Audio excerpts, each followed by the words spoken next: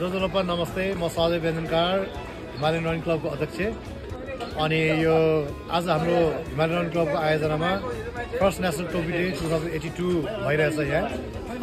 हामीले अब एक हप्ता अगाडि मात्र हाम्रो रेजिस्ट्रेसन गरेकोमै अब हाम्रो 350 जनाको राम्रो सहभागिता रहेको छ। र अब यस कार्यक्रममा सहयोग गर्न आउनुहुने हाम्रो धरान रन समूहबाट हाम्रो भाइहरू आउनुभएको छ। र अब सन्तोषजीले अब एज युजुअल जहिले पनि हामीलाई गाइड गरेर सहयोग गर्नुभएको छ। उहाँलाई विशेष धन्यवाद हाम्रो हिमालयन रनिङ क्लबको तर्फबाट।